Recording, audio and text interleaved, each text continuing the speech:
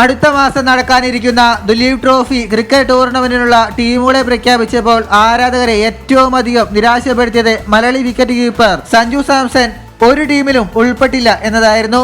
September 5 മുതൽ 23 വരെയാണ് red ball ഫോർമാറ്റിലുള്ള Duleep trophy നടക്കാനിരിക്കുന്നത്.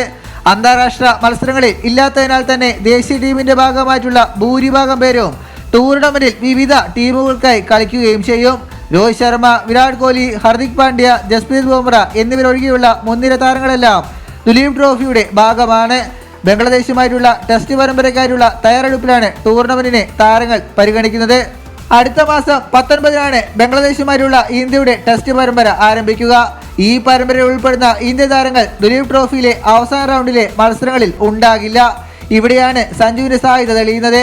ബംഗ്ലാദേശുമായിട്ടുള്ള test പരമ്പരയ്ക്കായി senior ടീമിലെ കളിക്കാർ ടീം വിട്ടാൽ പകരക്കാരെ ആവശ്യമായി വരും. ഇതോടെ സഞ്ജു അടക്കം ഇപ്പോൾ ടീമുകളിൽ ഇടം ലഭിക്കാതെ പോയവർക്ക് നറുക്ക് വീഴും. ദുലീപ് ട്രോഫിക്കുള്ള ടീം എ തെരഞ്ഞെടുത്തിട്ടുണ്ടെങ്കിൽ ശുഭ്മാൻ ഗിൽ, ധ്രുവ് ജൂരൽ, KL രാഹുൽ, കുൽദീപ് യാദവ് എന്നിവരെല്ലാം ടെസ്റ്റ് പരമ്പരയിൽ ഇടം പിടിച്ചിട്ടുള്ളവരാണ്. ബിയിൽ നിന്നാണെങ്കിൽ ജയ്സ്വാൾ, സർഫറാസ് ഖാൻ, ഋഷഭ് പന്ത്, രവീന്ദ്ര ജഡേജ, മുഹമ്മദ് സിറാജ് എന്നിവരും ടീം സിയിൽ ഗെയ്ക്വാദ്, ടീം ഡിയിൽ ശ്രേയസ് അയ്യർ, അക്ഷർ പട്ടേൽ, അർഷദീപ് സിംഗ് എന്നിവർക്കും ഇന്ത്യൻ ടെസ്റ്റ് ടീമിനൊപ്പം ചേരേണ്ടതായിട്ട് വരും. ഇത്രയും കളിക്കാർ കൂട്ടത്തോടെ ടീം വിടുമ്പോൾ സ്വാഭാവികമായും പകരക്കാരെയും ആവശ്യമാണ്. അതുകൊണ്ട് തന്നെ മിക്കവാറും ടീം എയിൽ സഞ്ജുവിന് സ്ഥാനമുണ്ടാകും. ചിലപ്പോൾ ക്യാപ്റ്റന്റെ റോളും ലഭിച്ചേക്കാം. ഇതുപോലുള്ള പുതിയ വാർത്തകൾക്കായി ചാനൽ ഇപ്പോൾ തന്നെ മറക്കാതെ സബ്സ്ക്രൈബ് ചെയ്ത് വയ്ക്കുക.